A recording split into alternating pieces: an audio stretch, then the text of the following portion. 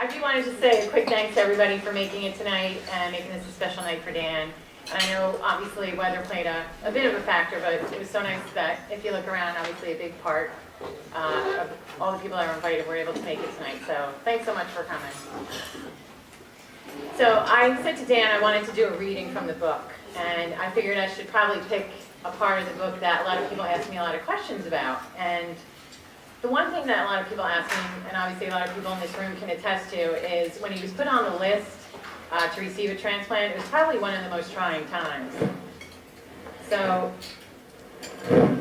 I'm going to actually admit to this, and I'm actually surprised Dan did not put this in the book, but probably about 7 years ago, I would have to say that I probably wasn't the most prompt person in answering my telephone. But I think I've gotten better.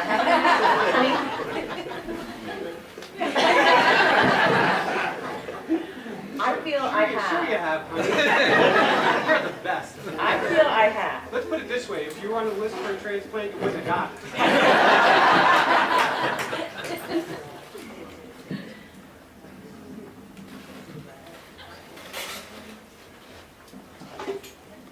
Thanks, Jen. Hey, Janet. All right. So, as I said, I wasn't always the most prompt person. I feel I've gotten better. He might disagree, but let's just say I wasn't the most prompt. So, when he was listed, he came up to me and he said, "Sue, this is life or death. Pick up the phone." And, you know, of course, I was like, sure, of course, I'm going to pick up the phone. I mean, why wouldn't I pick up the phone? But for anyone who lives or even works in the New York region, there are parts of New York that there's pockets that it just goes dead. There's no reception, and it is actually, you do miss a lot of calls. But I became incredibly paranoid, as you can imagine. So fortunately, my promptness did not play a factor in Dan receiving his liver, thank goodness.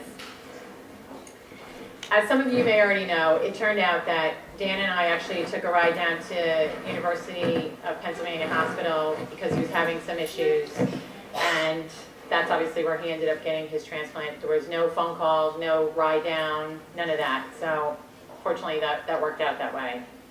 But I want to read you a quote because from the book, Dan was actually on the list for approximately 6 weeks, which is kind of a long time to some people, and others received a transplant within days once they were listed.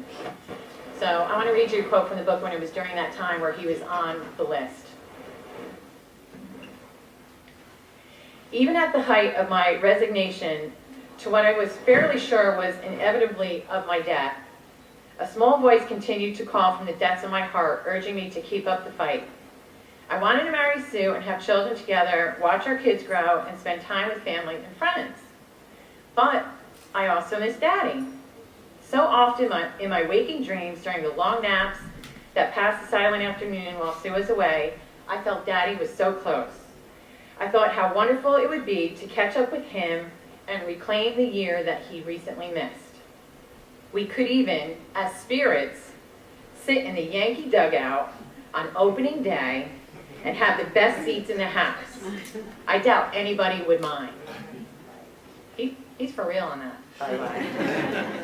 You all know that. He said it.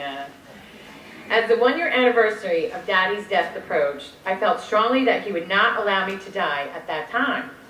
If anything, he would have preferred something extraordinary to happen so that we wouldn't be saddened on the anniversary of his passing. Knowing I couldn't fight anymore, I felt as if Daddy had taken up the fight for me as he wanted me to live.